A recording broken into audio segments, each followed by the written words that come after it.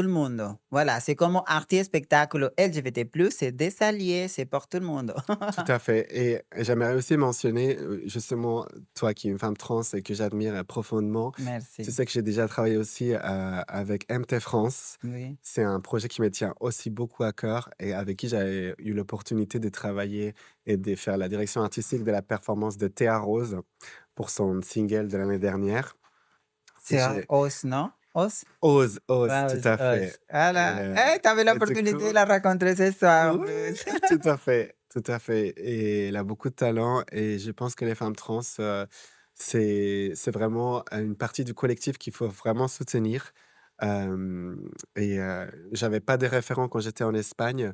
Vous connaissez sûrement La Veneno. C'était un référent qui Yes, était yes. qui est devenu un icône grâce à la série, mais j'ai grandi avant la série et malheureusement à la télé, La Veneno n'était pas très bien reçu. C'était comme une moquerie, Oui, oui, oui. du cliché des femmes trans et du coup, Mmh. toutes les femmes trans ou personnes trans tout court en Espagne avaient vraiment cet exemple, produit par la télé parce qu'elle, c'était une belle personne comme toi on a vu dans Si, sur la si, c'est série ça. et du coup, c'était très difficile pour un enfant queer de grandir, dans les années, 90, au début des années 2000 en Espagne. Parce qu'on communiquait pas assez du collectif et les seuls exemples qu'on avait, c'était, un peu des clichés un peu, tirés par les cheveux, quoi. Oui, oui, yo sé. Évidemment, ça veut dire qu'en Espagne, comme beaucoup de pays en Europe aussi, que les années 50, 60, 70, 80, 2000, c'était difficile, évidemment. Il y a beaucoup de schémas qui sont ouverts un petit peu, mais il restait beaucoup à faire pour notre communauté. Et en plus, pour nous, les femmes transgenres, qu'à partir depuis que le monsieur Trump est revenu, et comme Ah qu'il oui. rencontre, il met en compte à tout le monde, comme si nous sommes, voilà, comme si nous sommes dans la guerre, mais une guerre institutionnelle, sociale, contre les personnes trans, les femmes transgenres. Et c'est difficile, évidemment, moi, étant que femme transgenre, me confronter à ça. Même qu'ici en France, que j'habite, il y a beaucoup de choses parce que je travaillais pour ça. Je travaillais dans les médias associatifs, je suis militante et activiste pour les droits des femmes transgenres, évidemment pour les droits humains, bien sûr, mais que même qu'on a fait des choses pour faire évoluer ou faire bouger quelque chose ou changer des lois, quelques lois qu'évidemment qui va en pro de nous, de nos vies, et il reste beaucoup à faire quand même. Je suis tout à fait d'accord avec toi, la lutte, n'est pas encore finie. Mhm. On doit continuer à se battre pour nos droits et moi, en tant qu'homme cisgenre, il faut pas oublier, parce qu'on voit des fois même dans les milieux queer, qu'on est un peu les hommes gays d'un côté, les femmes trans d'un autre côté.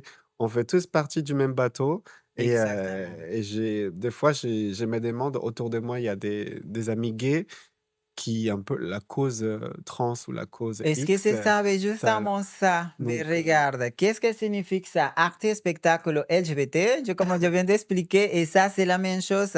Est-ce que pour moi, une personne, c'est une personne, simplement, je n'ai pas besoin d'étiquette ou de tout à classement. fait. Ça veut dire qu'évidemment, comme je tant que partie de la communauté LGBT, ces projets, c'est pour pouvoir donner la parole, se faire connaître, promouvoir des projets artistiques, bien sûr, plutôt de la communauté LGBT+, et des alliés qui peuvent être un allié, tes parents, tes voisins, tes amis, C'est tes ça. collègues de travail, tout le monde peut Ouais, être invité ici. Pour moi, aucun problème. Tout le monde peut être invité. Pour moi, le plus important, c'est que c'est une personne qui aime défendre les droits humains, qu'il y a un projet artistique à défendre, à promouvoir, simplement.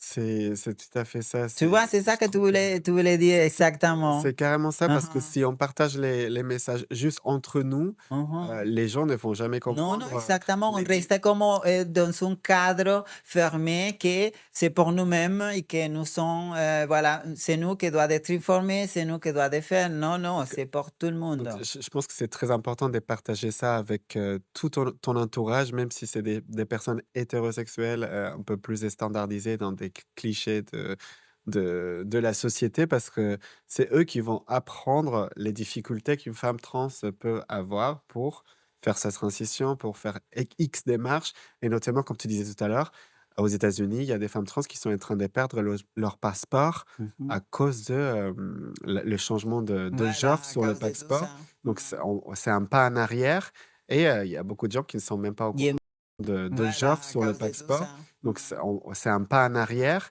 et il y a beaucoup de gens qui ne sont même pas au Y en courant de beaucoup ça de parce pays, que ça commence comme ça. Tu sais que tout commence aux États-Unis. C'est pour ça, c'est c'est comme un vicio, une chose que c'est tout ce ça. qu'ils font là-bas, tous les pays, tout le monde, ils qui sont d'extrême droite plutôt, voilà, que je suis pas politique, mais bon, Et comme je suis militante, je suis toujours, et ça va lié à ça, à la politique, mais je déteste la politique et les politiciens en plus. Mais bah, moi, j'ai grandi en plus, comme je t'ai dit tout à l'heure, en Espagne, où on a eu une large exemple des politiciens qui étaient corrupts en Andalousie, à Madrid, peu importe la région, Mm. qui ont fait n'importe quoi. Donc, je préfère aller dans les terrains.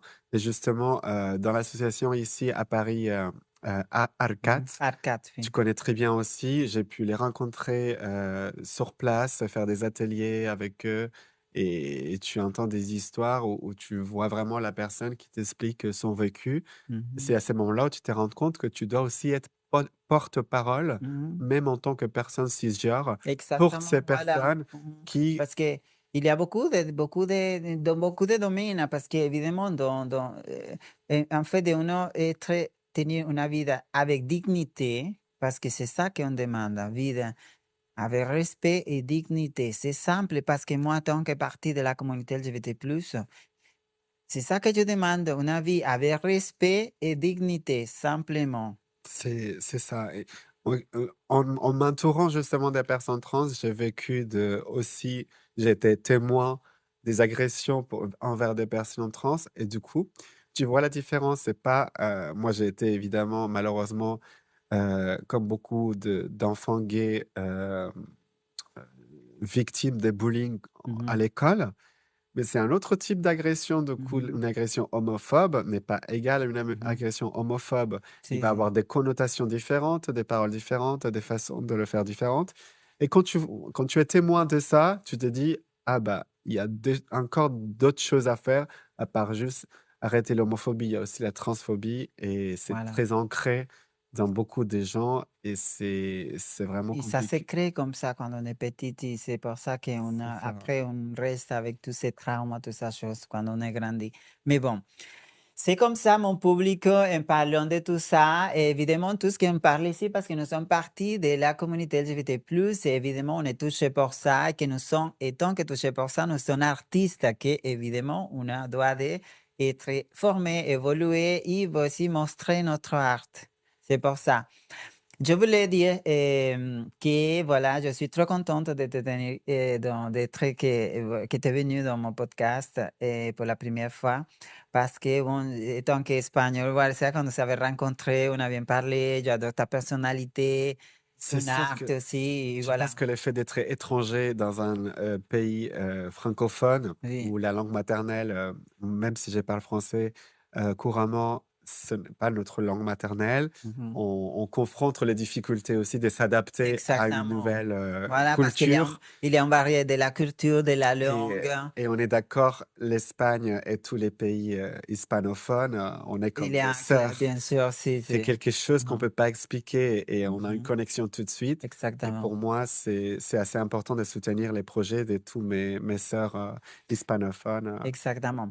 Bon, como vous le savez, la quatrième émission enregistrement de Arte y Espectáculo LGBT+, le podcast des alliés, est dédié à la Journée internationale de la visibilité transgenre. Je voulais te poser une question. Que signifie pour toi la visibilité transgenre et pourquoi est importante en 2026? Pour moi, la visibilité, c'est un langage commun, c'est une inclusion totale, de tous les lettres que tu as dans cette affiche, et spécialement sur la T. Qui ne concerne que pas seulement les femmes trans, mais vraiment un ensemble de personnes. Et des fois, quand les gens regardent un peu de l'extérieur et qu'ils voient la communauté, j'ai entendu des commentaires: «Ah, vous rajoutez encore des mots, on est perdu, on comprend rien». Des fois, il faut tout effacer et dire: «On veut tout simplement vivre en paix et être respecté». Voilà, c'est Et ça que je viens de dire. je pense Mhm. que c'est le Si, cas si, c'est le parce bout de ça. on est on est on n'est pas toujours là. et c'est pour cela qu'il faut continuer à Exactement. célébrer cette journée, Voilà. comme la journée aussi de la Pride, enfin plein de journées importantes pour nous, qui nous concernent et qu'il faut À toute la continuer communauté en entière. Mais non, pour exactement. moi, étant que femme transgenre, parce que moi, je me sens femme, voilà, mais je suis une femme transgenre, comme je le dis. Mais pour moi, la journée de la visibilité transgenre, c'est importante. Et pourquoi? Parce que c'est la journée où on devait montrer de que nous sommes capables de faire et d'être, que nous ne sommes pas que ça, nous sommes plus que ça, Tout à fait. simplement. J'a Ça veut dire que nous, dans notre communauté, il y a des artistes, des comédiens, des chanteuses, voilà, tout ça. je pense que Et qu'il faut le montrer, c'est simplement. c'est très important ce que tu dis parce qu'il y a aussi la notion du cis-passing, Mhm, qui est très d'actualité et quand on parle souvent de femmes trans, dans des secteurs un peu hétérosexuels ou qui sont un peu éloignés de la communauté queer, pour eux, être une femme trans un peu plus, comment dire? Acceptable, c'est lié au fait d'être, codé cis-passing et je pense que le fait d'avoir vécu toute une transition et toute une mhm. évolution dans ta vie, et se faire tout ça, c'est une preuve de plus pour dire: «Bah, j'assume ça et je célèbre d'être une femme trans et Voilà, pas me cacher justement ce que ça passe avec moi. dans les, Je suis, como decimos en español, certifié. Non, parce qu'il avait 2 mots, c'est ça qui me sont fait la personne que je suis aujourd'hui. Mon père à 13 ans me dit: «Venez, venez, tu seras une personne différente, c'est tout, parce que tu es une personne comme cualquier autre. spéciales. Spécial, voilà, On et est spécial. Et que personne ne peut pas te dire qui tu es et comment tu es. Voilà, c'est ça les mots qui ont changé ma vie. Et que je suis sûre de moi à cause de ces mots. Voilà, parce que personne, à partir de là, personne ne peut pas me dire qui je suis ni comment je suis. Parce que je me vois dans le miroir. c'est tout Je à fait me sens. Voilà, merci beaucoup. Merci d'être là et me répondre ces questions par rapport à la journée internationale de la visibilité transgenre parce que pour moi, en tant que femme transgenre, et tu le savais que j'essaie de faire des projets pour faire évoluer pas que la communauté trans, la communauté LGBT+, et que c'est important pour moi.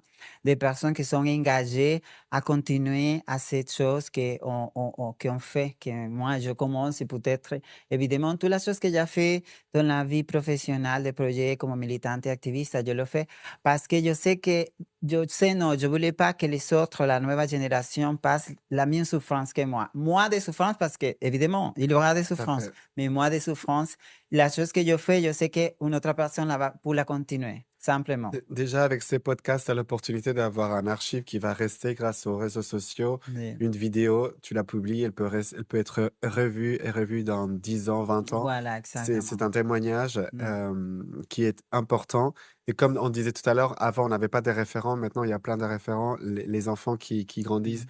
peuvent se sentir représentés par des mots Exactement, qu'on dit parce qu'il y a peut-être. des formations maintenant, pas comme Tout à avant. fait. Raconte-nos si es que tu as quelque chose à nous dire al público, des messages à saluer ou quelque chose à annoncer, parce qu'on va finir ton interview.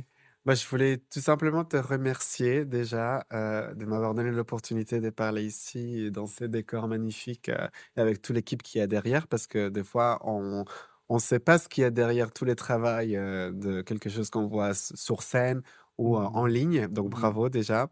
Deuxième, envoyer un message pour toutes les personnes qui nous voient, qui ne connaissent pas trop les dragues ou, les métiers qui exercent les femmes trans.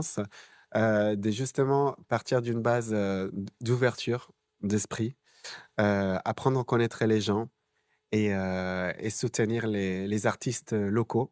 Parce que peut-être ceux qu'on voit à la télé ou qui sont beaucoup plus médiatisés Mhm. n'ont pas forcément, besoin d'avoir plus de contrats, mais ceux qui sont moins connus et moins visibles ont besoin d'un applaudissement ou d'une place, réservée dans le spectacle suivante. Voilà, merci beaucoup pour être là et voilà, Merci à toi, c'était un à la plaisir. prochaine. À la prochaine. Bien, Melissa.